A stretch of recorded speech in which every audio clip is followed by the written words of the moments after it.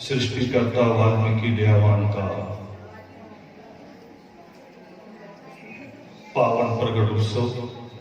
बेटे इन बच्चों को सीधा कर दो, सीधे, बिल्कुल सीधे हो जाए, बाहर सीधे हो जाओ।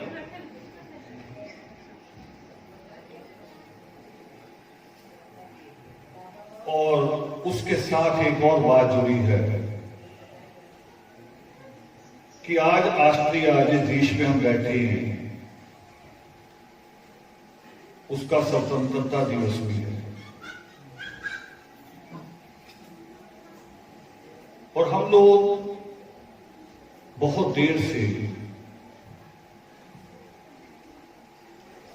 सृष्टिकर्ता वाल्मीकि दयावान के कुछ बच्चों ने भजन कहे,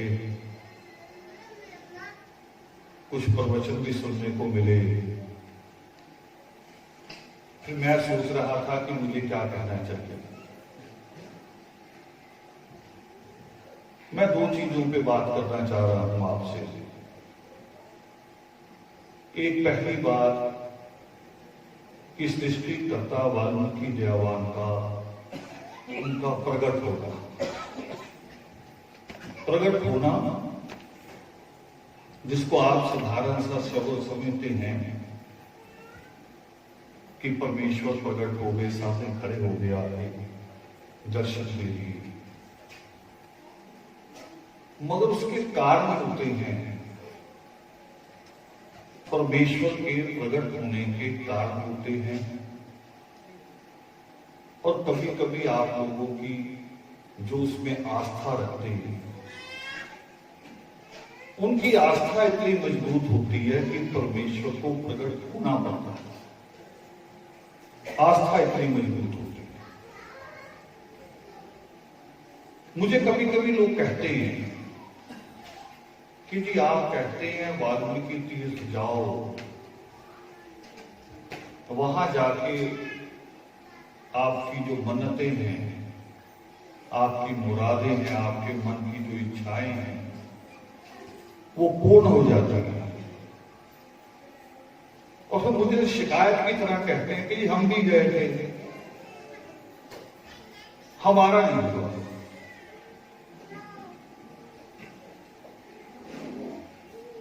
आप गए थे, ये फैसला आपने करना, आपके मन में करना है कि आप गए कि नहीं गए।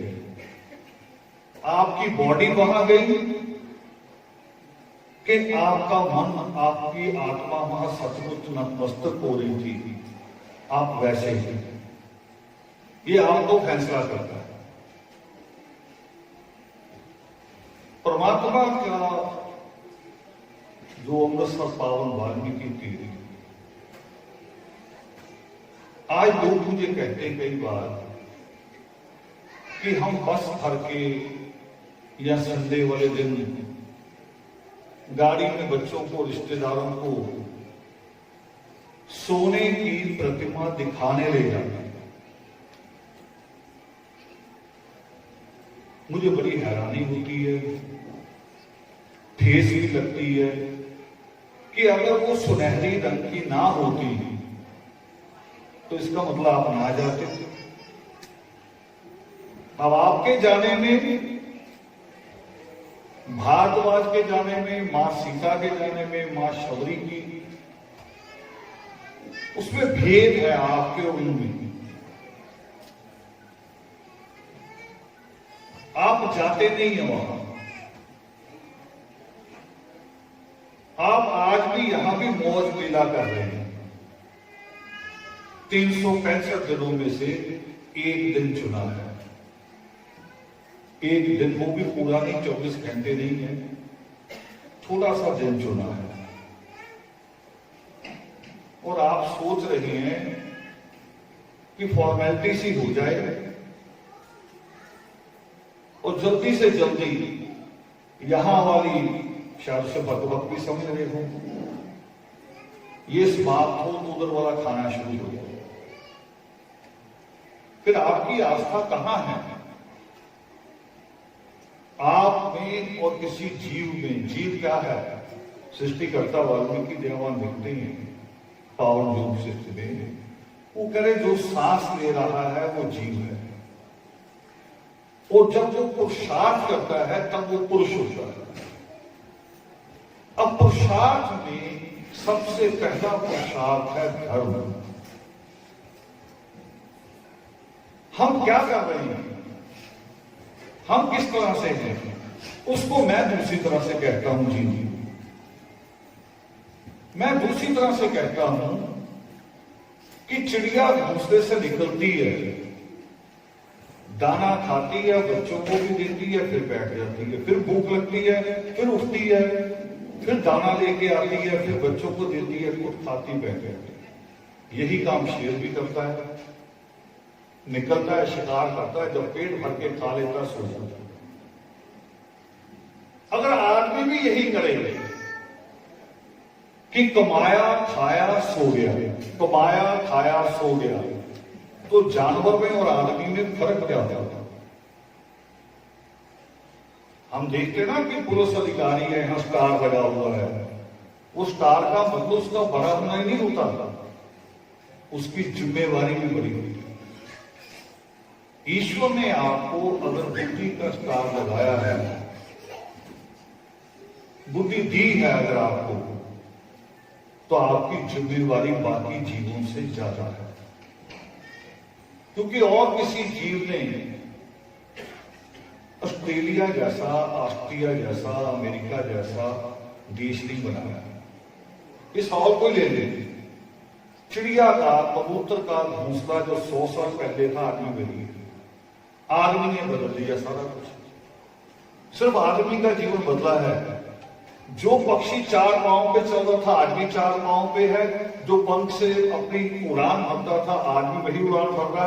आदमी ने मोटर गाड़ियां बनाई हैं, आदमी उससे लग रहा है। ये दिमाग है जो बुद्धि दी है ईश्वर ने आपको, मगर उसके लिए हमारे पास शुक्राना नहीं, आस्था भी नहीं है। शुक्राना तो बाद में होता है, आस्था भी नहीं है।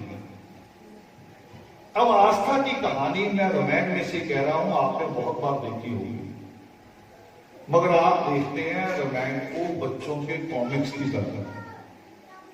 बच्चों का कॉमिक्स होता है कि उसमें वो सुपरमैन होता है या स्पाइडरमैन होता है।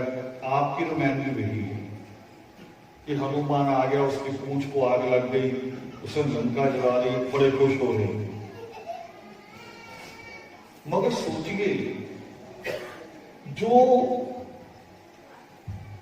परमात्मा वाल्मीकि दयावान ने लिखा होगा अपनी कलम से, वो छोटी चीज थोड़ी होगी। इनको बिठा लो बेटे, बच्चों को बिठा लो, नहीं तो बाहर छोड़ दो, नहीं बिठा सकते बाहर ले जाते। सृष्टिकर्ता वाल्मीकि दयावान अगर लिख रहे हैं, टीवी न्यूज बोलते हैं लोग, कोई मंत्री बोल रहा होता तो थोड़ा सा ध्यान देते, मगर जब देश का प्रधानमंत्री बोल रहा तो बहुत ध्यान देते कि क्या कहने लगा। कोई घोषणा हो रही हमारे लिए, कुछ हमारे लिए भी कहने जा रहा है। यानी जितना बड़ा आदमी, जब उसके मुख से कोई शब्द निकलता है तो उसका कोई अर्थ होता है, उसके कोई मायने होंगे। और सृष्टिकर्ता वाल्मीकि दयावान कलम उठा के जब लिखते हैं तो उसके मायने हैं कि अर्थ होगा, मगर हम उसको कॉमिक्स की तरह ले रहे हैं, मन बहलाने के लिए ले रहे हैं। वो मन बहलाने के लिए नहीं है।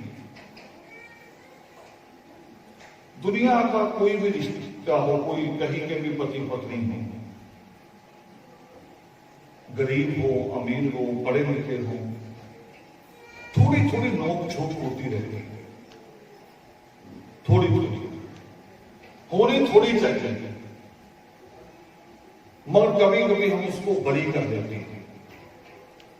और जब बड़ी कर लेते हैं तो औरतें क्या फैसला लेती हैं लास्ट में, जब नोक झोंक बड़ी हो जाए, गुस्सा थोड़ा बड़ा हो जाए, तो औरतें फैसला लेती हैं कि मायके चली जाए।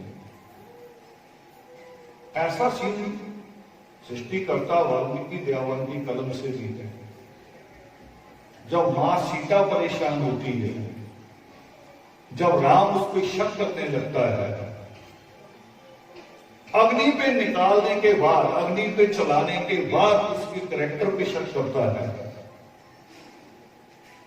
और मां सीता को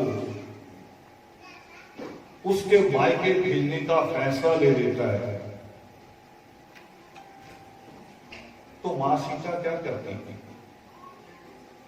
मां सीता अपने मायके नहीं जाती। ये एक अद्भुत उसमें से शिक्षा है जिसे हमें सीखने की जरूरत है। मां सीता लक्ष्मण को कहती है आधे रास्ते में कि मुझे यही उतारो। ये बिहार में है, नेपाल के बॉर्डर पे वाल्मीकि नगर, अयोध्या और जनकपुरी के बीच में आधे रास्ते में। लक्ष्मण कहते हैं अभी तो दूरी है, करे नहीं, मेरी मंजिल यही। वो कह रहा मुझे तो आदेश हुआ कि आपको आपके मायके छोड़ के आना है। मगर मां सीता किस चिंतन में है? वो चिंतन में है जिस चिंता में लेके औरतें दोबारा वापस आ जाती हैं अपने ससुराल। कितनी लड़ी झगड़ी हुई, एक सवाल पे वापस आ जाती हैं। जब कोई कहता है कि तुम्हारे बच्चों का जीवन खराब हो जाएगा, तुम अलग अलग रहोगे, तो बच्चों का क्या होगा? सिर्फ एक सवाल को लेके औरतें, शराबी आदमी हो, जुआरी आदमी हो, लड़ने पीटने वाला आदमी हो, वापस आ जाते हैं। सिर्फ बच्चों का ख्याल है। मां सीता ने भी यही चुना। मां सीता ने भी यही चुना कि मेरी कोख में जो बच्चा पल रहा है, ये बच्चा अगर राम के घर जन्म लेगा तो भी इसको क्या सिखाया जाएगा? युद्ध कला, राजनीति, ये चीजें सिखाई जाएगी। ये बच्चा अगर राजा जनक के घर जन्म लेगा तो भी यही सब कुछ सिखाया जाएगा। मगर ये इंसान कब बनेगा? इसको इंसान होना कौन सिखाएगा? इंसान होना, अभी मैंने सृष्टिकर्ता वाल्मीकि दयावान का श्लोक पढ़ा, वो कहते हैं कि जो सांस ले रहा वो खाली जीव है, और जब वो पुरुषार्थ सीख जाता है पूरा, तब वो इंसान कहलाने लायक बनता है, तब उसको पुरुष कहा जाता है। हम दुनिया में शायद एक ही कौम है पूरी दुनिया में। मैंने बौद्धियों को, जैनियों को, सिख, पारसी को, आपके यहां जो लोग आते हैं उनको भी देखा होगा। एक ही कौम है, शायद वाल्मीकि समाज ही एक कौम है जो अपने इष्ट के नाम से जानी भी जाती है और इष्ट को मानती भी है। एक ही कौम है शायद ऐसे। कोई बोधि बनता है तो बुद्ध को मानता है, कोई जैन बनता है तो जैन को मानता है, कोई ईसाई बनता है तो ईसाई को मानता है। मगर वाल्मीकि कहलाने वाला, उसकी सबसे बड़ी खूबी होती है तो सृष्टिकर्ता वाल्मीकि दयावान को ही मानता, जिसको मां सीता मानती है। जहां मां सीता नतमस्तक होती जाती है, जहां मां सीता कहती है कि मेरा बच्चा अगर यहां पैदा होगा तो इंसान बनेगा, हम वाल्मीकि कहलाने के बाद भी सृष्टिकर्ता वाल्मीकि दयावान को नहीं मानते। यहां बाबा जी श्लोक बोलते बोलते छोड़ के बीच में समय का होता हिसाब होता है। श्लोक था कबीर साहब का। कबीर साहब इन दोनों चीजों पे सवाल खड़ा करते हैं। आपने चित्र लगाया, यहां मूर्ति होती अगर और दूसरी तरफ ग्रंथ रखा है, तो कबीर साहब दोनों के ऊपर ही सवाल खड़ा कर देते हैं। और शायद जिस स्थिति को मैं भोग रहा हूं, जिसके लिए मैंने थोड़ा सा कड़वा बोला, आपकी नजरों में बुरा बना, कबीर साहब की भी यही स्थिति रही है। वो कहते हैं कि पत्थर पूजे परे पुराना, साज शब्द का मरम न जाना। दोनों पे सवाल खड़ा करते हैं। नहीं तो दुनिया में अलग अलग लोग हैं, जो बाइबल को मानता है वो मूर्ति पे सवाल खड़ा करता है, जो मूर्ति को मानता है वो ग्रंथ साहब पे सवाल खड़ा करता है, अपनी अपनी चीज को श्रेष्ठ कहते हैं। मगर कबीर साहब आदमी की मानसिकता पे, उसकी सोच पे सवाल खड़ा करते हैं। वो कह रहे ना ग्रंथ गलत है ना मूर्ति गलत है।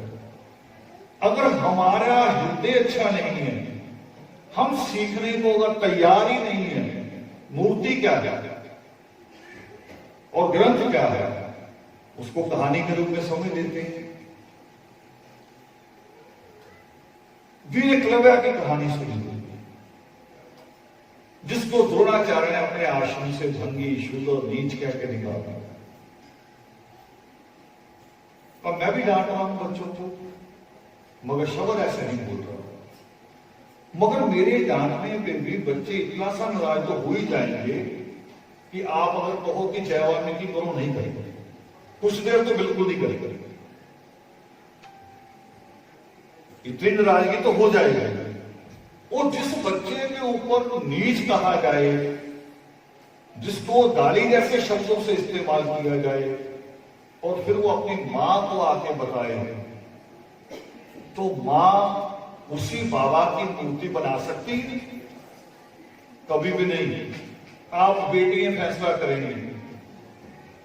करेंगी जब आप मायके जाती हैं, छुट्टियों में होती हैं, मायके चली जाएं और इनका बच्चा का शरारती है, थोड़ी ज्यादा शरारत कर रहा है,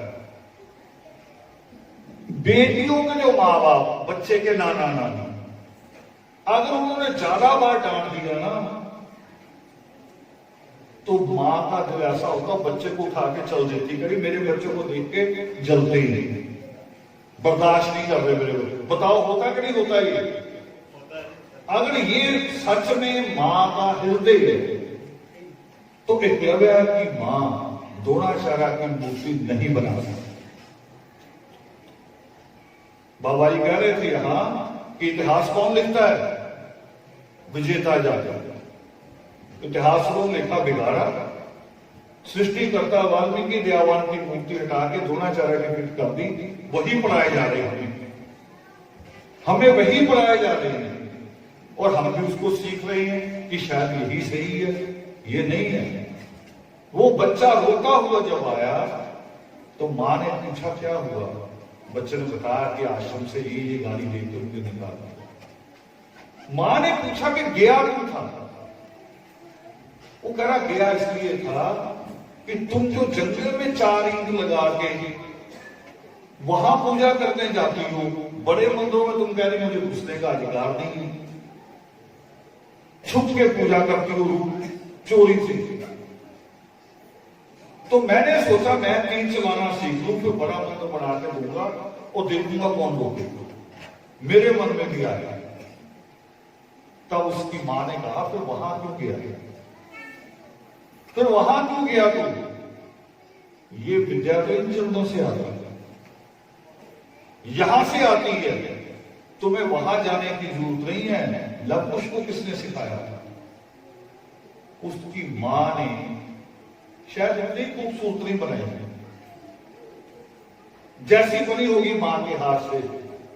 नहीं तो मूर्ति बनाने वाला तो मिट्टी भी चुनता है कि मिट्टी कौन सी लेनी, मगर उसकी मां ने जैसी भी बनाई होगी, पर उसकी आस्था हमसे ज्यादा मजबूत होगी। आस्था उसकी मजबूत होगी, आस्था मजबूत है।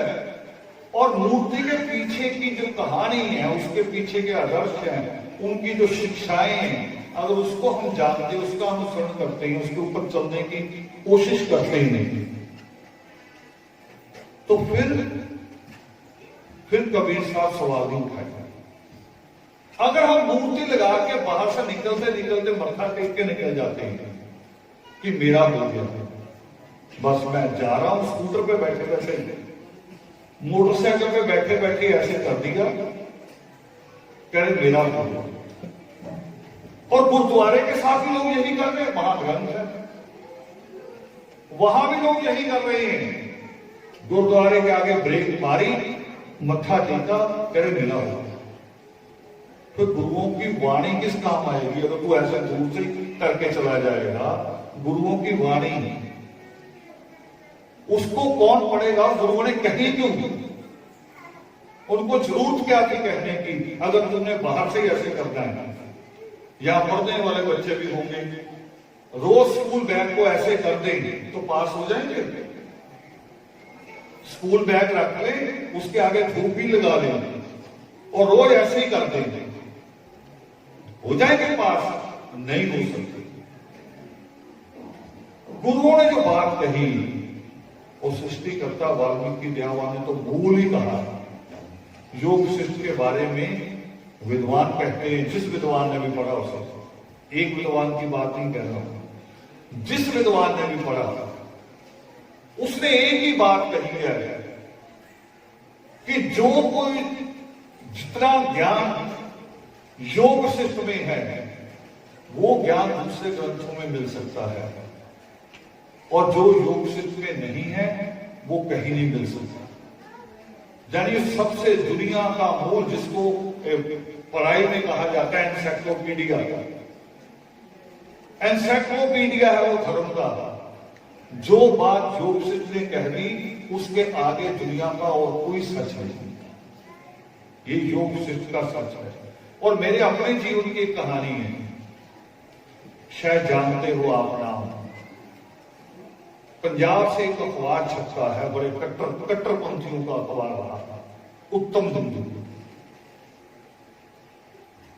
उसके मालिक भी है, संपादक भी है इरविन खन्ना।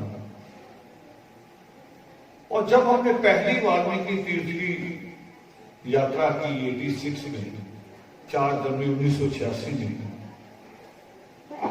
उसके बाद हमें अरेस्ट कर लिया गया, वहां उग्रवादी लिखा गया, पंजाब केसरी ने हेडलाइन लिखी, उग्रवादी पकड़े गए। गए थे साइकिलों पे मत्था टेकने, 13 साल का बच्चा भी हमारे साथ था, मगर क्योंकि डर था कि साइकिलों पे आना शुरू हो गए हैं।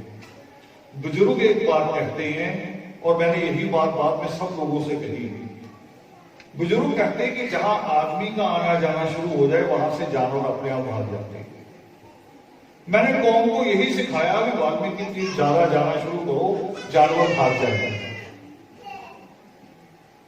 तो हम पे केस बना, उसके बाद हमने उसी साल में दूसरी रैली रखी, हिम्मत नहीं हारी। जनवरी में की थी पहली, दूसरी नवंबर में रख दी। तब मैंने पहली बार रावण नाम इस्तेमाल किया अपने साथ। तो इरविन खन्ना ने पूरा संपादकीय लिखा, छोटी सी खबर नहीं होती, संपादकीय बहुत बड़ा होता था। पूरा संपादकीय लिखा और हमें पता नहीं देश के किस किस दुश्मन के साथ जोड़ा। लिखा कि बाहरी ताकतों का हाथ है, रावण नाम रखा है, देश को खतरा है। और उसके 20 साल बाद मेरे से उसकी मुलाकात हुई। पढ़ा हमने उस वक्त भी, देखा अखबार, हमने कहा कोई नहीं लिखने, आलोचना भी जरूरी है। 20-25 साल बाद मुलाकात हुई एक मेडिकल कैंप में, हुशियारपुर के मालपुर में कैंप लगा है, बड़े कॉलेज के अंदर। मुझे उसके उद्घाटन के लिए बुलाया गया, वहां वो भी मुझसे मुलाकात हुई तो झिझक में हेलो हेलो, क्योंकि हमारे खिलाफ लिखा था इतना बड़ा आर्टिकल। और उनके बड़े लोगों ने मुझे चीफ गेस्ट बुलाया, तो बड़ी झिझक में हेलो हेलो हुई। और झिझक में मुझे एक लफ्ज बोल दिया कि किसी दिन की हमारे ऑफिस भी आओ। मैंने कहा जरूर आऊंगा। मैंने उससे चैलेंज की तरह लिया, कहीं ये ना समझे कि मैंने इसके खिलाफ लिखा और डरते हुए आए ना कि और ना लिख दे। जिस दिन मैं जंतर गया, मैंने बच्चों से कहा मिलना है, चले गए। मिले, वो जिस चेयर पे बैठे थे पीछे पूरा रैक जो था वो किताबों का था। वो खाना खा रहे थे, मैंने वो किताबें देखनी शुरू कर दी, उठने पर वहीं तक चले गया अलमारी तक। वो खाना खा के मुझे पहले कह रहे अच्छी लगी किताबें। मैं कहा किताबें तो हमेशा ही अच्छी होती हैं, किताबों को बुरा नहीं कहा जा सकता, मगर इसमें मूल किताब है नहीं। ये जीवन का कड़वा सच बता रहा हूं। एक बड़ी चीज वो आप अभी भी आदमी जिंदा उसको मिल सकते हैं। योग सिद्ध की महिमा बता रहा हूं कि जो आदमी कट्टर हिंदू है, जिसने हमारे खिलाफ संपादकीय लिखा, जब मैं उसको योग सिद्ध की बात कहते आया कि योग सिद्ध पढ़ो, इतनी किताबें आपने पढ़ी हैं, वो क्यों नहीं पढ़ा? महीने बाद उसका फोन आ गया मेरे पास, वो कह रहा जी जरूरी आना, आपने बहुत जरूरी बात करनी है। मैंने सोचा पता नहीं क्या हो गया, गया मैं हफ्ते बाद उसके पास, तो क्या कह रहा मुझे, कह रहा जी आपने मुझे ये क्या पढ़ा दिया? मैं कहा पढ़ा दिया, मेरे पूरा पढ़ने गया। तो मैंने कहा हुआ क्या? कह रहा हुआ ये कि बाकी किताबें बेकार रहने लग पड़ी। इतनी बड़ी चीज है पावन योग से, मगर हम वाल्मीकि कहलाने वाले लोग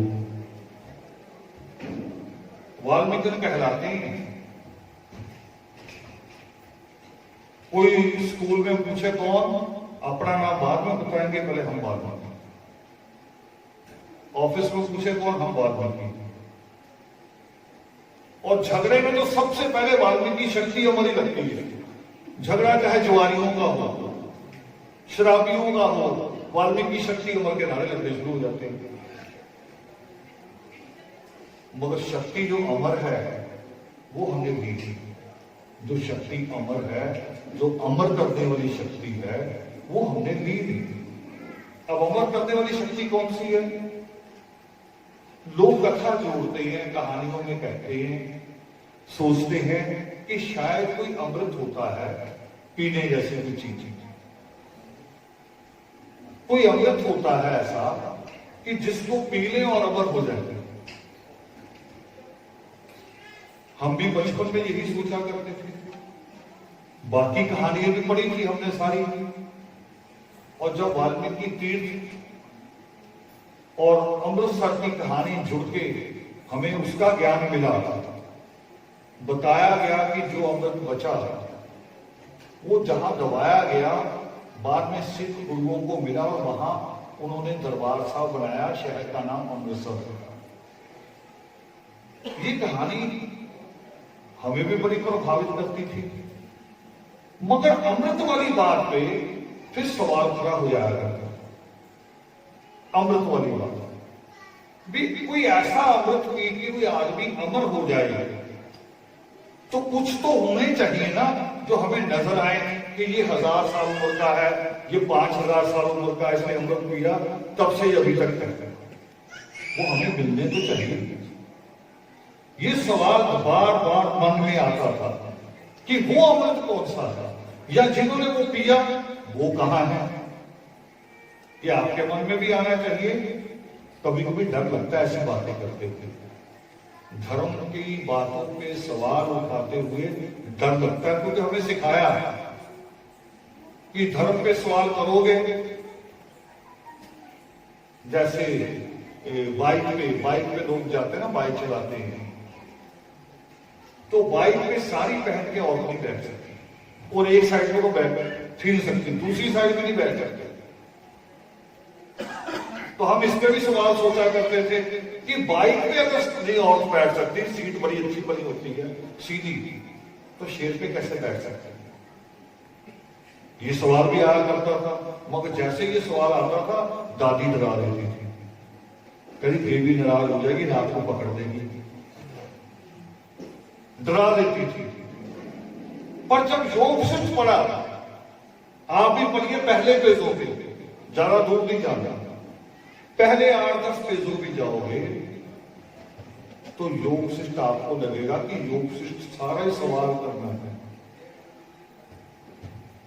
भारद्वाज के सवाल ही थे जिनका जवाब जो दिया सृष्टिकर्ता वाल्मीकि दयावान ने, वो जवाब को मिला के पूरा योग शिष्ट बनता है। ईश्वर को नाराज नहीं हुए, भारद्वाज सवाल करता गया, ईश्वर जवाब देते गए, वो सवाल करता गया, ईश्वर जवाब देते गए। और हमारी शिक्षा क्या है जो स्कूलों की है? शिक्षा क्या है? शिक्षा भी बुनियादी तौर पे सवाल करना सिखाती है। पहले काका का ABC सिखाई जाती है, आपके यहां की वो अल्फाबेट मुझे पता नहीं है। पहले वो सिखाए जाते हैं, फिर उनको जोड़ना सिखाया जाता है। जोड़ना, क और न जोड़ेंगे तो कल बनेगा, कल। इंग्लिश में भी सिखाया जाता है। पहले एबीसी याद कराई जाती है, फल फ्रूट जानवरों के नाम से। फिर जब हम अक्षर सीख जाते हैं तो अक्षर को जोड़ते हैं कि ए और टी लिखो, एट बनेगा, उसके आगे बी लगा दो, बैट बन जाएगा। जोड़ना सिखाते हैं। फिर जोड़ना सीखता बच्चा, फिर कहानियां आती है, शिक्षा शुरू होती है।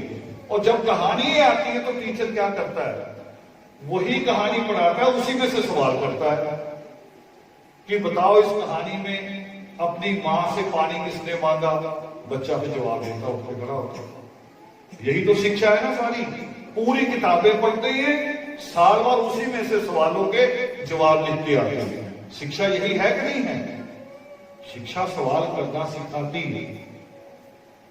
और सृष्टिकर्ता वाल्मीकि दयावान सवाल करने से रोकते नहीं। सवाल करो, मगर हमारे मन में खौफ भरा हुआ है कि ईश्वर नाराज हो जाएगा। ईश्वर नाराज नहीं होता कभी। ईश्वर कभी नाराज नहीं होता। हमारे बच्चे कौन कौन सा सवाल पूछते हैं, सोचा कभी? याद करो कौन कौन से सवाल पूछते हैं। कभी कभी ऐसा सवाल पूछते हैं कि एक दो आदमी और बैठे होते हैं तो उनका सवाल कभी कभी हमें शर्मिंदा भी कर देता है। मगर ये नहीं कि उसका जवाब नहीं देना, जवाब उसका उसे देना है, उसे पता लगे कि इसका अर्थ क्या है।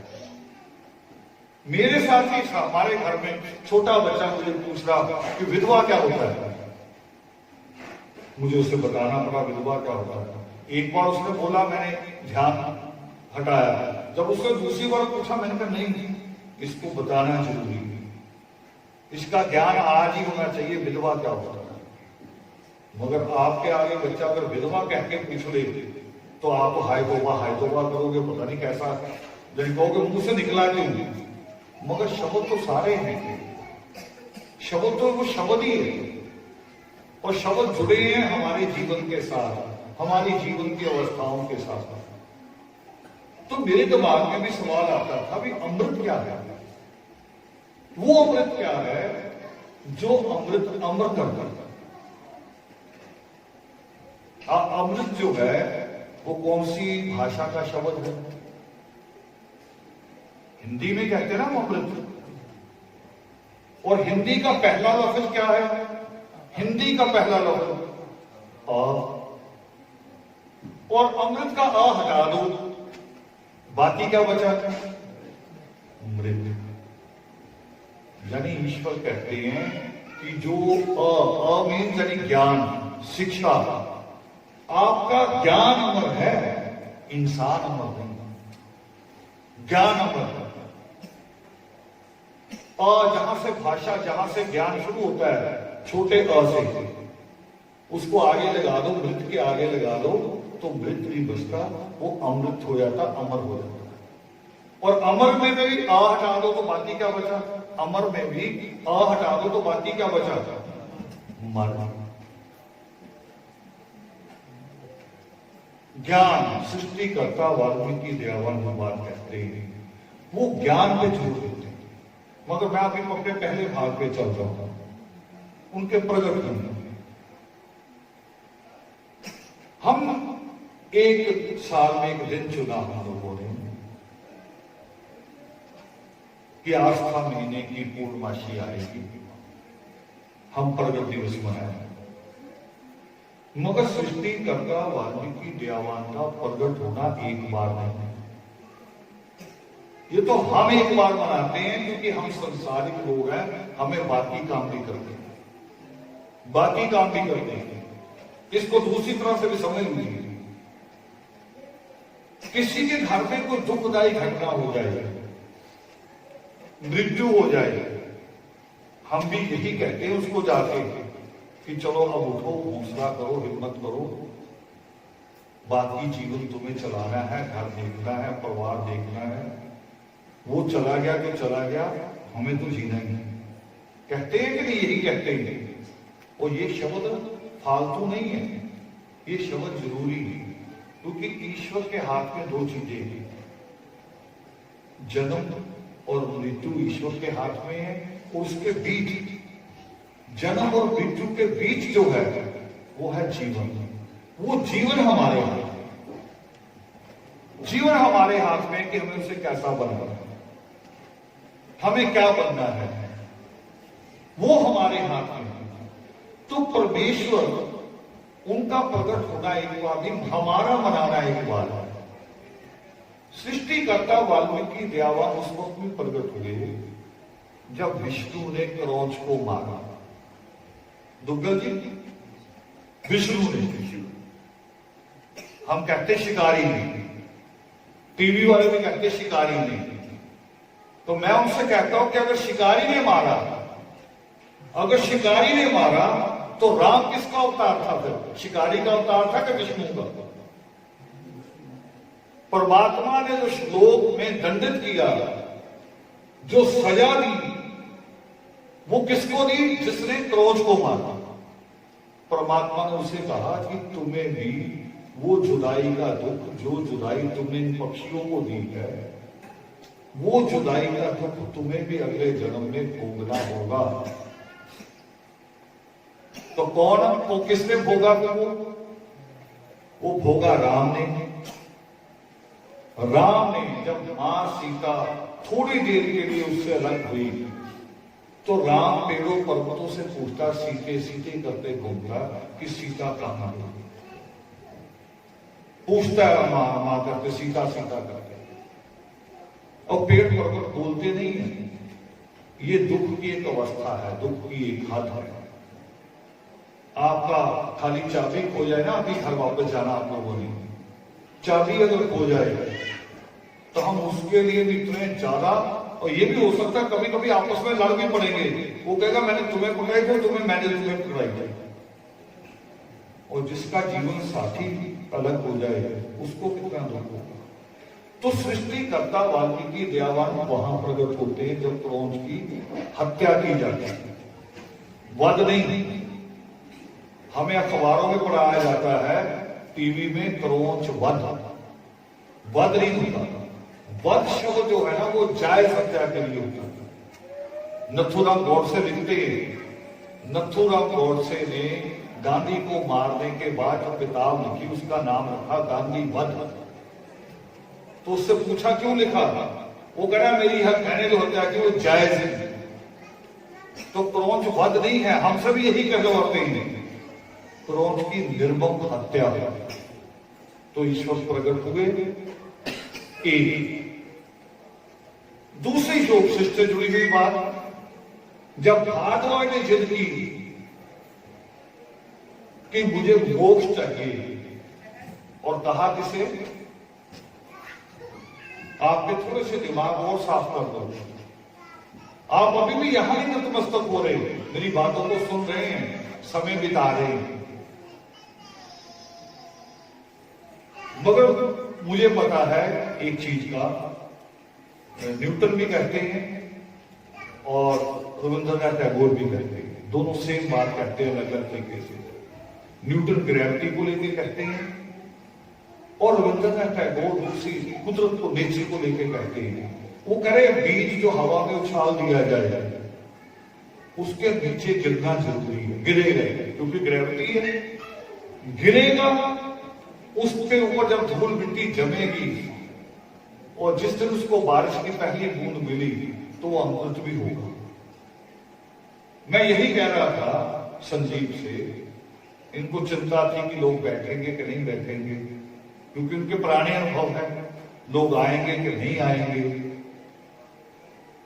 मैंने कहा कोई चिंता नहीं है, हम अपनी बात कहेंगे और ये नहीं कि मेरी बात जाया जाएगी।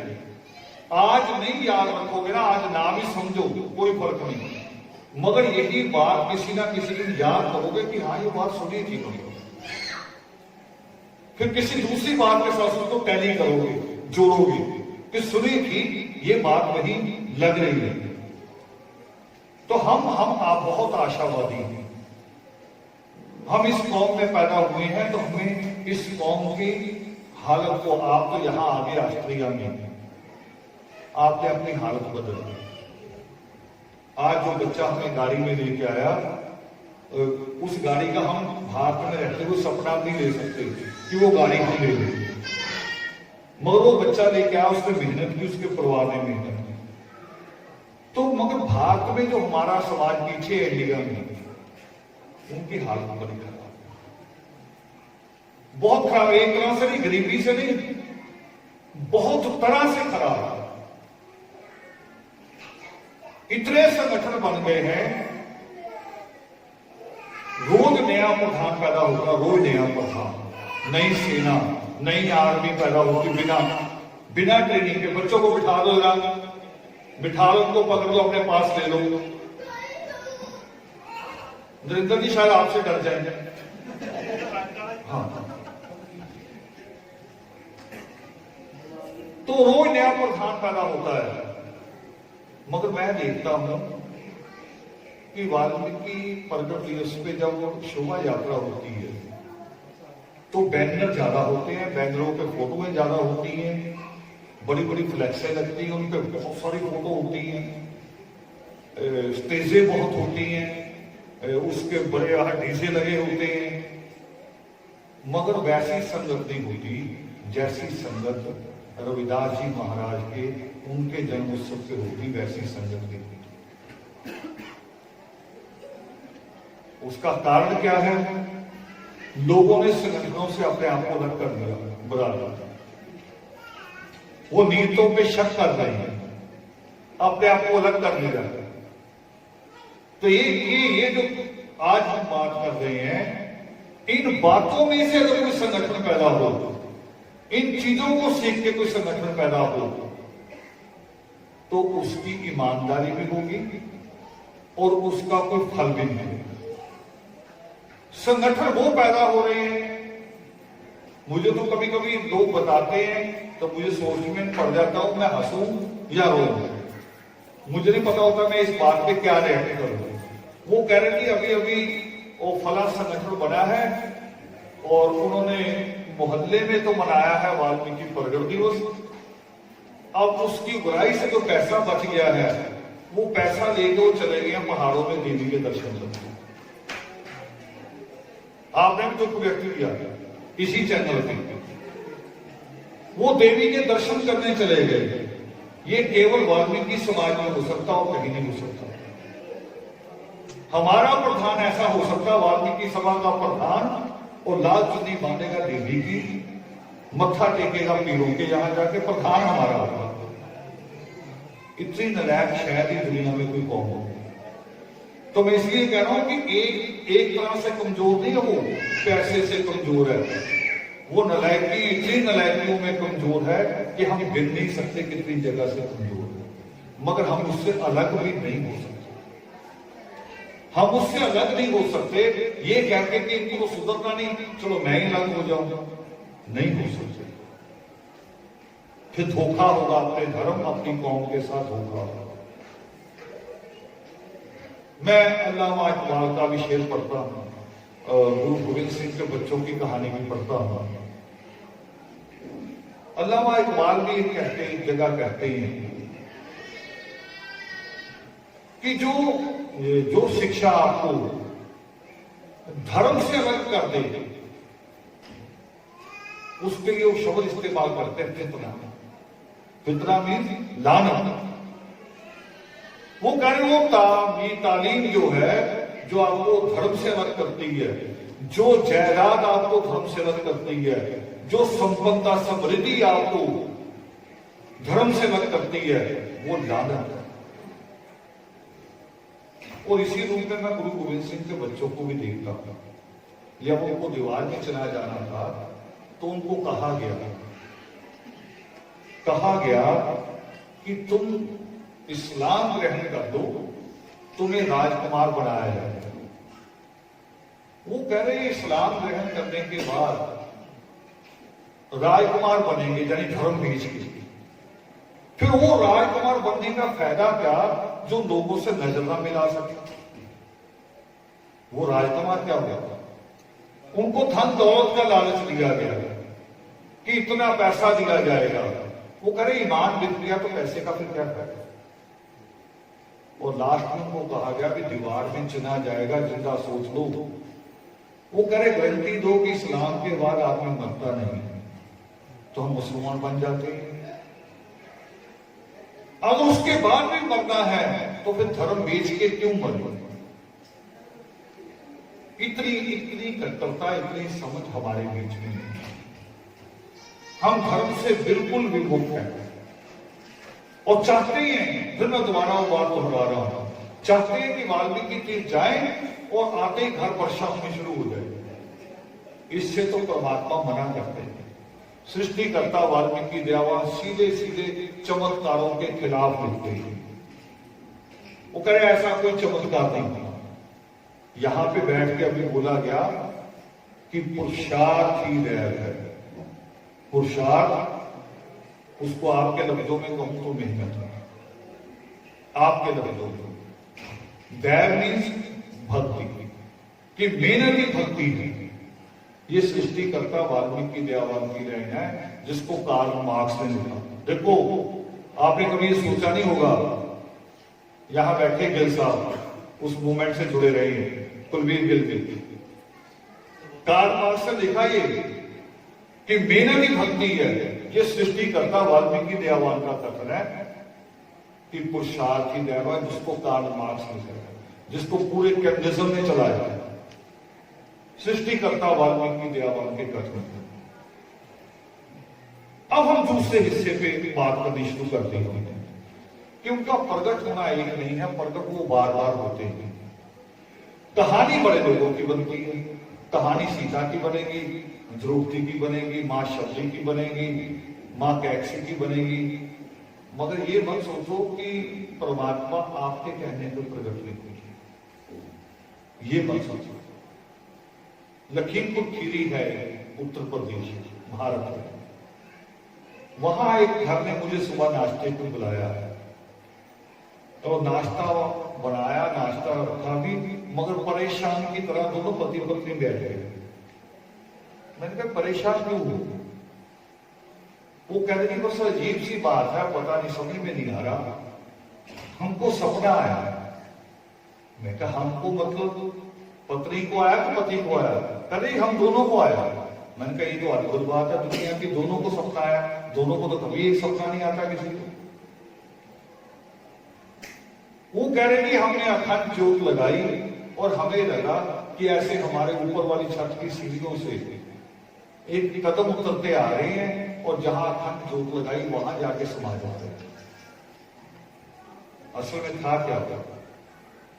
असल में उन्होंने परमात्मा को सच में देखा, मगर वो बेचारे गरीब इतने थे कि उनको यकीन नहीं आ रहा कि मैंने सच में परमात्मा को देखा। हम सोचते कि कोई बड़े राजा रानी जो वही परमात्मा को देख सकते हैं, ये नहीं है। और परमात्मा को देखने के लिए ऐसे साक्षात देखने की भी जरूरत नहीं है।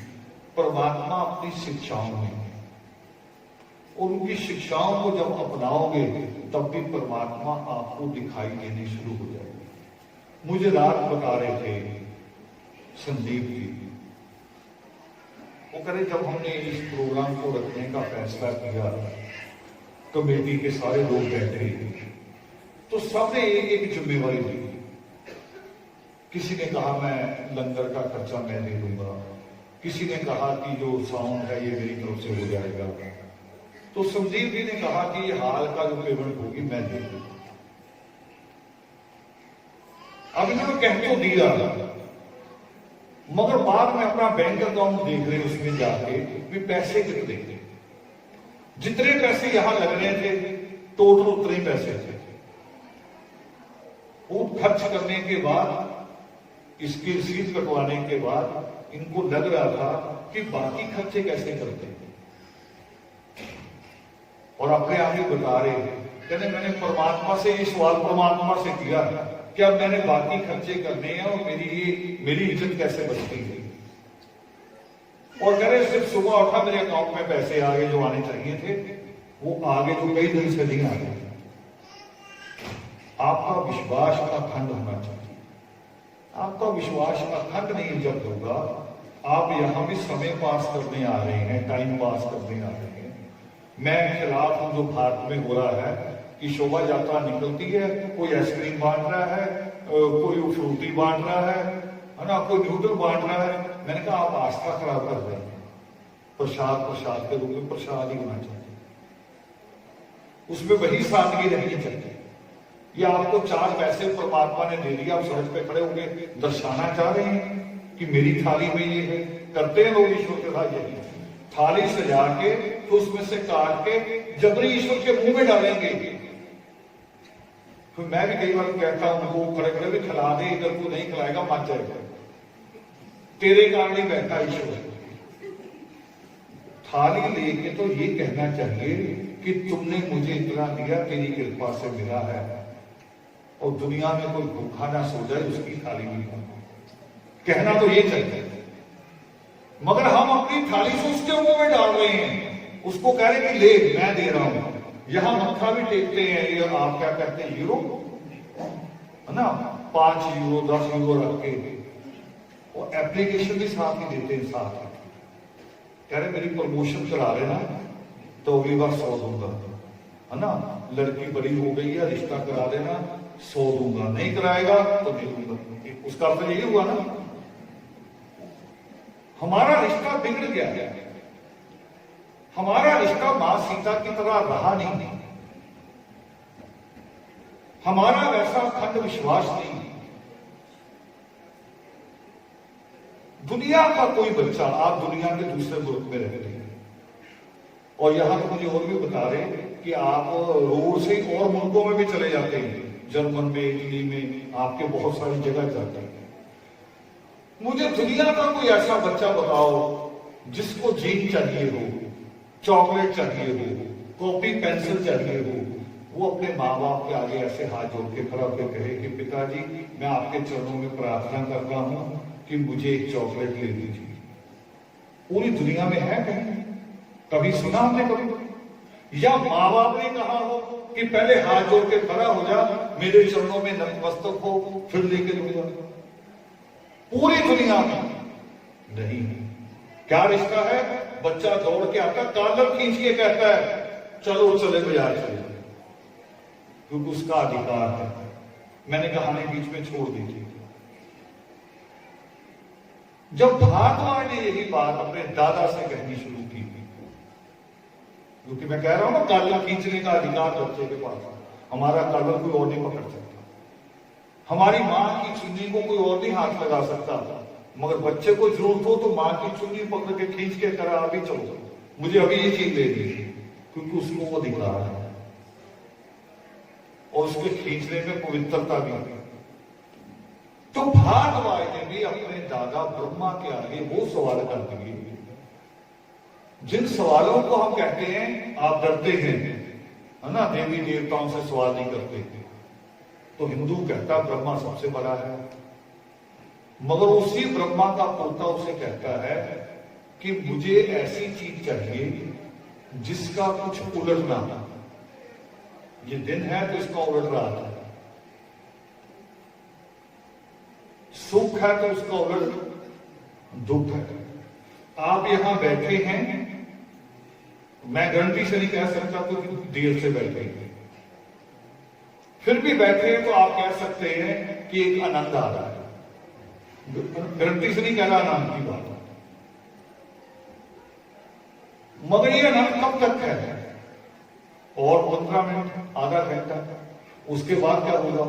कमर जवाब देने लगे, थकावट आ जाएगी, यानी यही सुख दुख में बदल जाए। और फिर आप सोचो कि घर जाके ना बस बेड मिल जाए और बेड पे लेट जाओ, मगर सुख कब तक का उसका? आधा पौना घंटा। या रात है तो तब तक सुख है दिन होने में, मगर दिन होने के बाद अगर कोई आगे कहे कि नहीं नहीं लेते रहो 2 दिन और, तो वो बेड ही दुख हो जाएगा, दुख में बदल जाएगा।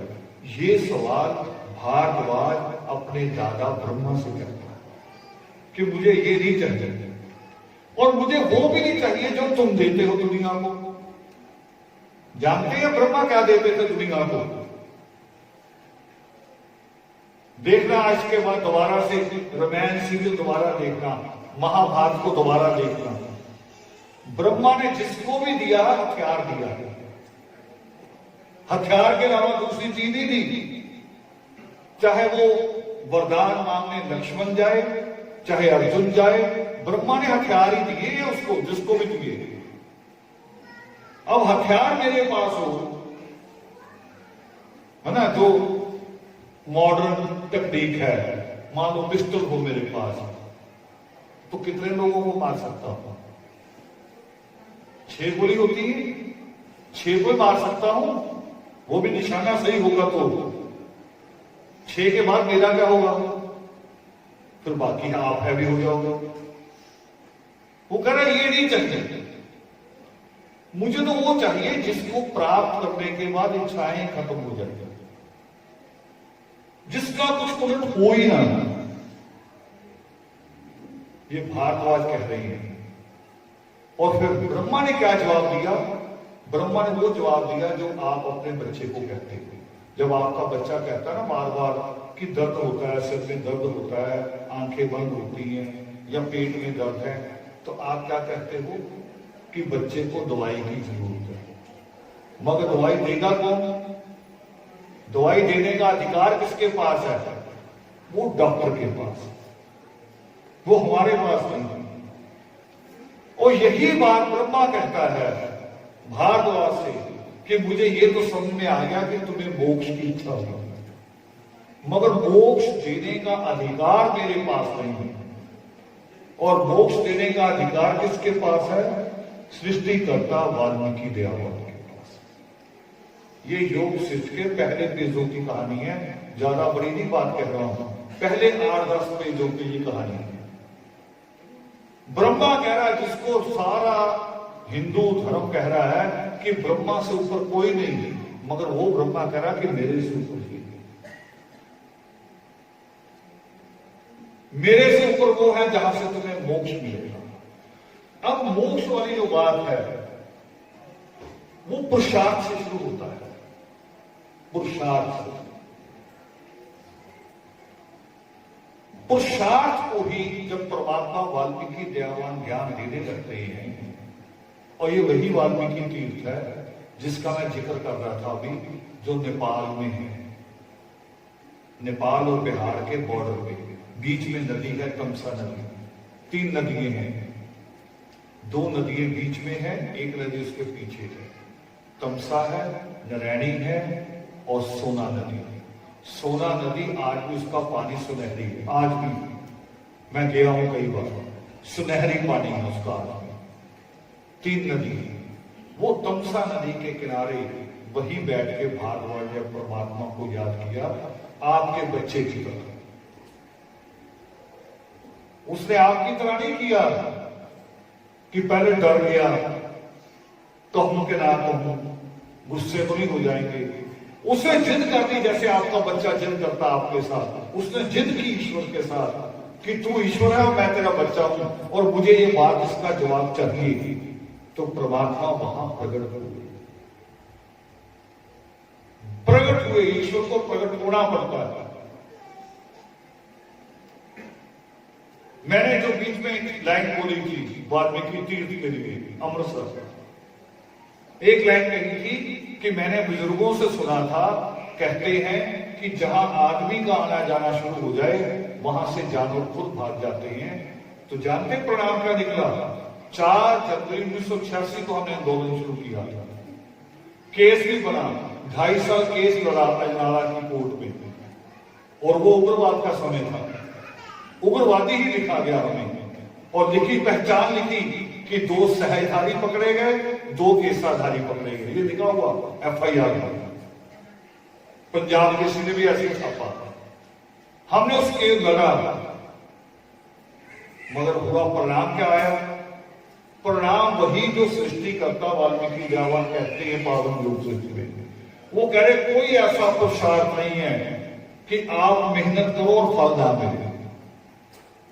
4 जनवरी 1986 से लड़ाई शुरू की और 2016 केवल 30 साल में वाल्मीकि तीर्थ बन के तैयार हो गया। 30 साल में राम जन्मभूमि नहीं बनी है, 400 सालों में वाल्मीकि तीर्थ बन गए, क्योंकि लड़ाई लड़ते वक्त हमारी आस्था मजबूत थी, हमारी आस्था मजबूत थी। हम उसमें कहीं भी निराशावादी नहीं थे, पूरी आस्था के साथ लड़ रहे थे। दोनों तरह की आस्था कि होगा, ये भी आस्था थी हमारी, और पावन वाल्मीकि तीर्थ है, इससे ज्यादा पावन जगह हो कोई नहीं, ये भी आस्था हमारी मजबूत थी। दोनों चीजों के लिए लड़ रहे थे, तो हमें परमात्मा ने उसका फल दिया। 30 साल में 300 करोड़ रुपए के साथ बन के वो तैयार हो गया, 30 साल में। हालांकि कमी अभी भी है, होंगी, घर में भी, घर भी हम बनाते हैं, वहां भी कमियां रहती हैं। कभी कोई बर्तन कम हो जाता है, कभी कोई बिस्तर कम हो जाता है, हम पूरा करते रहते हैं।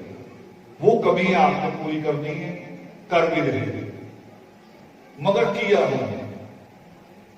तो सृष्टिकर्ता वाल्मीकि दयावान का प्रगट दिवस मना,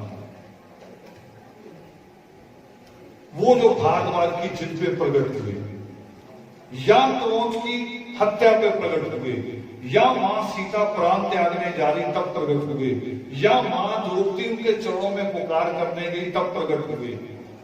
उनका प्रकट होना बार बार है, मगर हम एक बार मनाते हैं, क्योंकि हमें संसारिक काम भी करने हैं, अपना जीवन जीना, बच्चों की जिम्मेवारी भी निभानी है, सुख दुख भी देखने हैं, हम एक बार करते हैं। बात को उसको थोड़ा सा करूंगा मैं समाप्त, मुझे लगा जा रहा है, टाइम ज्यादा हो गया। जितना टाइम हम लोगों ने तय किया था, मुझे जो बताया था, जो घड़ी बताई गई थी, उससे थोड़ा लेट हो गया। पता नहीं आपके आने से लेट हो गया, पता नहीं हम लोग ज्यादा बोल गए इसलिए लेट हो गया।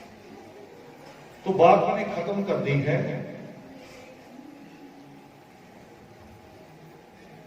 कि कबीर साहब की जो मैंने श्लोक बोला था, हमने वैसे ही रहना है, कबीर साहब की चिंता चिंता ही रहेगी, या कबीर साहब की बात को हम मानेंगे।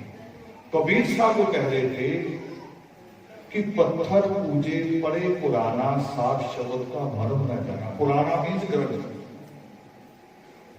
पत्थर मीन्स मूर्ति। कबीर साहब की चिंता उस वक्त भी थी, आज भी उनकी चिंता वैसे ही। हमें आपको बिठाना पड़ा, चुप कराना पड़ा भी, यहां तो हम तरीके से हो जाए। मैं सुबह दिखा रहा था बच्चों को, पटना साहब से ले हो रहा था डायरेक्टर, तो उनको मैं दिखा रहा था, देखो पटना साहब से ले हो रहा। उन्होंने भीड़ नहीं की, पूरा पूरा पंडाल खाली था, जबकि तख्त है वो 5 तख्तों में से एक तख्त है। उन्होंने अपने टाइम से कीर्तन शुरू किया होगा, लोग आए या ना। ये मेरी भी आपसे प्रार्थना है, आपकी कमेटी से, टाइम के इस देश में आए हो जहां लोग सारा कुछ टाइम से ही चलता है, यहां तो घंटों के हिसाब से पैसा मिलता है।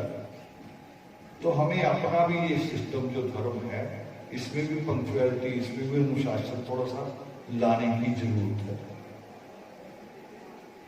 और सृष्टिकर्ता वाल्मीकि दयावान था, उनकी जो मैंने कहा भी, वो अखंडों से, जंतर मंत्र से, या एकदम पैसे की वर्षा हो जाए, ऐसा वो इन बातों से इंकार करते हैं। वो कहते पुरुषार्थ करो, मेहनत करो, जो चाहो वो प्राप्त करो। अब आप हैं उसकी मिसाल, आप और किसी को मत बोलो, आप उसकी मिसाल हैं। आप भारत से यहां पहुंच गए, भारत से यहां पहुंच गए। आपके दादा परदादा ने कल्पना नहीं की होगी कि हमारा कोई बच्चा ऑस्ट्रेलिया पहुंच जाए, सोचा भी नहीं होगा। और पहुंचे कैसे हो? मेहनत से। और यहां जो आज हो, मैं जिस बच्चे की बात कर रहा हूं, बड़ी गाड़ी में लाया, वो गाड़ी धूप अगरबत्ती से नहीं मिलती, मेहनत से, पुरुषार्थ से मिलती है। तो पुरुषार्थ के 4 भाग हैं, खत्म कर रहा हूं अपनी बात को। 4 भाग हैं। पहला है धर्म, दूसरा अर्थ, तीसरा काम, चौथा मोक्ष। 3 के लिए मेहनत करनी पड़ती है, 3 मेहनत है। मोक्ष मेहनत क्या है? धर्म से मतलब मैंने बार बार कहा है, धूप अगरबत्ती नहीं। नित्य में श्लोक आता है कि पाना आत्म ज्ञान कर अडंबरों का क्या काम, एक कोना ही बहुत है बस करते को। महात्मा रावण कहा करते थे, यही बात मां सुजाता ने महात्मा बुद्ध को भी कही कि उस ईश्वर को याद करने के लिए कोई थालियां से जाने की जरूरत नहीं है। और ये बात वो नानक देव जी ने भी कही, उनकी आरती है भवखंडना के लिए आरती। वो कह रहे तुम्हारी इतनी सी धूप, इतनी सी अगरबत्ती इतने बड़े ईश्वर के पास पहुंच जाती होगी, कैसे पहुंचती होगी? वो कह रहे फिर करना तो पर्वत जितनी बड़ी धूप बना, शायद पहुंच जाए। और नहीं तो मन से धूप लगा, मन से धूप लगा तो वहां पर पहुंचना उसकी गारंटी है। आपकी आवाज, आपका दुख वहां तक पहुंचना उसकी गारंटी है। जिसको हम योगिमा में पढ़ते हैं कि थाली लेकर हाथ की बीच में वंदना धूप, प्रसाद तेरा गुणगान है और संगत तुम्हारा। थाली लेकर हाथ की। मैं मुसलमान को देखता हूं ट्रेन में चलते हुए, जब उसकी नमाज का समय होता है तो उसके पास ना मस्जिद होती है, ना कोई चित्र होता है, ना कोई अगरबत्ती, ना धूप, कपड़ा होता है उसके पास, उसी कपड़े को बिछाता है। बस वो चुनता क्या है कि मक्के की तरफ मुंह करता है, बस इतना। और हम लोग ट्रेन में बैठे होते हैं पैर लटका के, कभी कभी जिधर को सिर झुकाता है हमारे पैर होते हैं, और उसको हमारे पैरों से कोई मतलब नहीं। उसकी आस्था इतनी मजबूत होकर मैं मक्के की तरफ सजदा करता, किसके पैर है उसको इससे कोई मतलब नहीं। तो वो उसके लिए आडंबरों की जरूरत नहीं है। तो धर्म को, जिसको धर्म कहते हैं सृष्टि करता वाल्मीकि दयावान, वो धर्म है सीखना। सीखना अमृत का और क्या है? शिक्षा का शुरुआत, बिगिनिंग एजुकेशन की। वो करोगे तो अमृत तक पहुंच जाओगे। और कहते हैं सृष्टि करता वाल्मीकि दयावान, वो करे तब वो दान और तीरथ से मोक्ष की प्राप्ति नहीं होती। मोक्ष की प्राप्ति ज्ञान से होती। दोबारा ज्ञान में ला रही, बार बार ज्ञान में ला रही। समय रहेगा, अगली बात होगी, इस पर विस्तार से बात होगी इन विषयों में। तो तीन चीजें हैं। धर्म वो नहीं है जो तिलक लगाना सोचे धर्म, ये सिर ढकना कोई धर्म है। अब कोई कह रहा सिर नहीं ढकना धर्म है, इसी झगड़े में पड़ जाएंगे। कोई कह रहा जनेऊ पहनना धर्म है, कोई कह रहा कृपान पहनना धर्म है। ये धर्म नहीं है, ये ड्रेस है बात, ये ड्रेस कोड है। धर्म तो हमारे अंदर होता है कि मैं आपके साथ कितनी ईमानदारी से पेश आता हूं, धर्म ही है। मेरी बातों में कितनी ईमानदारी है, कितनी बेईमानी है, वो मेरा धर्म है। और वो आता है हमारी माँ, दादी, नानी की शिक्षाओं से। वो हमें सिखाती हैं जी कहना, जी ना कहना, वो सिखाती है, वहां से हम सीखते हैं। तो इन बातों से सृष्टिकर्ता वाल्मीकि दयावान की शिक्षाओं को हमें अपने अंदर उतारना जरूरी है। अब मैं इनको सिंपल कर देता हूं, साधारण। धर्म को भी, अर्थ को भी, काम को भी साधारण शब्दों में कह देता हूं। अर्थ कहते हैं इकोनॉमी, कमाना। इनको सिंपल कर देता हूं। पहले पढ़ाई, फिर कमाई, फिर सगाई। ये सीधे। और बताओ जीवन इस तरह से होगा, सही कि नहीं होगा? या पढ़ाई छोड़ के, कमाई छोड़ के सीधी सगाई कर लेंगे तो जीवन खुश होगा? हो सकता है। करते हम ऐसा ही हैं। लड़का कुछ करता हो ना करता हो, हमारी मां कहती ना ना पड़ोस वालों के यहां बहू आ गई, हम भी लाएंगे। ये छम छम हमारे यहां भी होनी चाहिए। पर परमात्मा वाल्मीकि दयावान ने क्या कहा जीवन जीने को? कि पहले पढ़ाई, फिर कमाई, फिर सगाई। जिसकी तीनों चीजें पूरी हो उसको मोक्ष मिल गया कि नहीं मिल गया? कोई इच्छा बची नहीं? मोक्ष का अर्थ यही है जहां मोह का क्षय, यानी इच्छाओं का नाश हो जाए, इच्छाएं जहां खत्म हो जाए, उसको कहते हैं मोक्ष। तो जिसकी पढ़ाई बहुत अच्छी हो, कमाई बहुत अच्छी हो, परिवार अच्छा हो, तो उसकी इच्छाएं खत्म होगी कि नहीं होगी? इच्छा बची थी। और जिसकी ये चीजें पूरी नहीं, उनकी तो 90 साल की दादी भी मरना नहीं चाहती। वो करी दादा 2 दिन और दे दे, मेरे नालायक बच्चे हैं, इनको थोड़ा ठीक होते देख दो। वो फंसी रहती है। तो ये है सृष्टिकर्ता वाल्मीकि दयावान की शिक्षाएं। थोड़ा सा मैंने कड़वे लफ्ज बोले हैं, मगर जरूरत है कि कभी कभी कड़वी दवाई से हम ठीक होते हैं, और डॉक्टर कभी कभी पकड़ के इंजेक्शन भी लगा देता है। हम कितना भी चीखते रहे, उसे पता भी इसलिए ठीक होना है। तो इसलिए बोलता हूं कि मेरी जो रिस्पेक्ट है, मेरा जो मान सम्मान है, वो आपके साथ है। जैसे आप होंगे मेरा मान सम्मान वैसा होगा। आप अच्छे होंगे तो मेरा दुनिया में मान सम्मान अच्छा होगा। आप बुरे होंगे तो मेरा सम्मान भी नहीं रहेगा। इसलिए थोड़े से कड़वे लफ्ज बोलता हूं कि मुझे अपनी कौम को ठीक रूप में देखना है, और वो ठीक रूप हो भी रहे हैं। आप कहीं वीडियो निकाल के देखो इंडिया के, जो हमारे योगामृत होते हैं, 4-4 घंटे लोग बैठे हैं बिल्कुल लाइनों में एकदम दुरुस्त। 10-15 साल पहले तो हमें यह भी कहना पड़ता था कि बीड़ी से निकला कोई लगाए, अब नहीं कहना पड़ता, तभी अनाउंस नहीं होती। बताओ हो रहा है इन दिनों, अनाउंस ही नहीं करना पड़ता, बदल गया। अभी इस साल के प्रगट दिवस में मैंने हरिद्वार में भी कहा, शिवपुरी में भी कहा, लास्ट में मैंने कहा अब आपको मुबारकबाद कि मुझे पूरे योगामृत में किसी को नहीं डांटना पड़ा कि चुप हो जाओ। वो भी आ गया सिस्टम। और क्या कहते हैं हम बच्चे को पहले दिन स्कूल भेजते क्या सिखाते हैं? कहते जब इसे बैठना आ गया ना, बस फिर ठीक हो जाए। तो जिस दिन आपको भी योगामृत में बैठना आ गया, पूरी कौम दुरुस्त हो जाए। इसलिए करते हैं मेरे लफ्ज थोड़े सख्त हैं, मगर इसलिए भी है कि मैं आप में पैदा हुआ हूं और मैंने इन दुखों को भोगा है। इन दुखों से आपको मुक्त करना है। तो बहुत सारा समय हो गया, बहुत कुछ मैं चाहता था और बातें भी करूं, क्योंकि इतनी लंबी दूरी और पता नहीं कितने हजारों रुपया खर्च किया होगा मुझे बुलाने में। हजारों रुपया खर्च किया होगा आप लोगों ने केवल मुझे बुलाने में। और मैं तो कह रहा था संदीप जी से, मैं कहा थोड़ा सा मेरी टिकट कम कर दो, दिन कम कर दो, मैं थोड़ा टाइम और भी जगह दे दूं। वो कह नहीं जी नहीं, यहाँ आपको नहीं देना, यहाँ कई देश आसपास, वहां भी जाना वहां भी जाना, यानी वो ले जाना भी खर्चा है। वहां हर शहर में ले जाना भी खर्चा है। तो मैं सोच के आया था कि जितना आप खर्च करो उसकी कुछ आउटपुट तो मैं आपको दे के आऊं। तो अपनी बात खत्म कर रहा हूं एक शेर के साथ।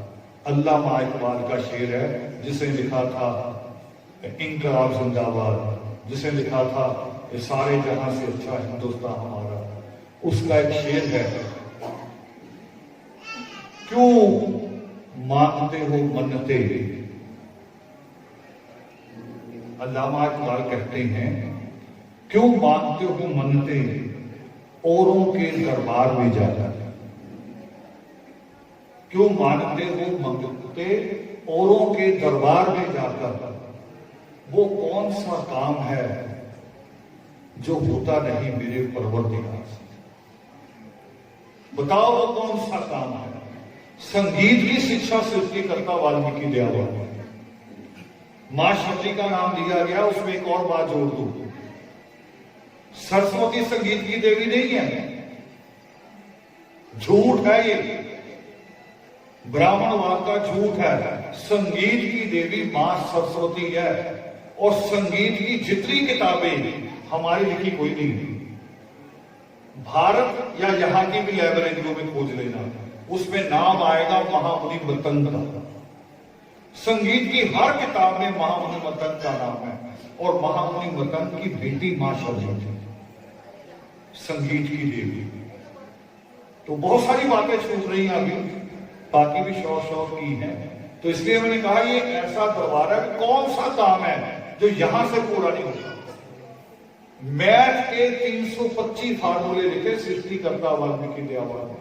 मैथ के केवल धर्म कर्म की बातें नहीं लिखी, गणित के 325 फार्मूले, और भारत की यूनिवर्सिटी ये बात कहती है, ये केवल रावल नहीं कह रहा, भारत की यूनिवर्सिटी ये बात कहती है। तो उस चरणों से जुड़ के हमें बहुत कुछ सीखना चाहिए। मेरा अपना विश्वास है कि हम 25 पैसे संभाल के चला करते थे, 25 पैसे कि साइकिल पंचर हो जाए तो 25 पैसे होने चाहिए, मगर आज उस परमात्मा की इतनी कृपा है कि मेरे ब्रीफ केस में, मेरे बैग में कितने देशों की और देश की टिकटें 2-2 महीने 4-4 महीने पहले पड़ी रहती हैं कि आपने वहां जाना है, टिकटें आपकी आ जाएंगी। ये उस परमेश्वर का कृपा है हमारे ऊपर। मेरा बैग मुझे दे देंगे संदीप जी, बैग दे दीजिए बस 1 मिनट के लिए, ले रहा हूं यही ले।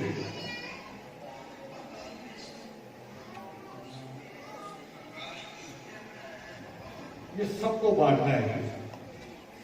ये वो दस्तावेज हैं जो लोग सवाल करते रहे हैं कि सृष्टिकर्ता वाल्मीकि दयावान से हमारा क्या संबंध है। ये शब्द गांधी ने दे दिया, बहुत सारी बकवास जारी रही है। इसमें हम उन सारी चीजों का जवाब है। वैसे तो बड़ी किताब भी है, मगर उसका छोटा रूप है, और इसको ऐसे संभाल के रखिए जैसे कागज, और मुझे भी कहा गया अपना पासपोर्ट संभाल के रखना, इसको इस तरह से संभाल के रखना। ये वो दस्तावेज है जो आपको जानकारी कराएगा कि हम वाल्मीकि कब से हैं। गुरु रविदास के श्लोकों में भी है, कबीर साहब के श्लोकों में भी है, और अंग्रेज सरकार के दस्तावेज में भी है। जय बाबा। हाँ जी, अगला प्रोग्राम नरेंद्र जी, प्रार्थना करानी है कि कुछ और है? कुछ सम्मानित करना है थोड़ा। ले लो।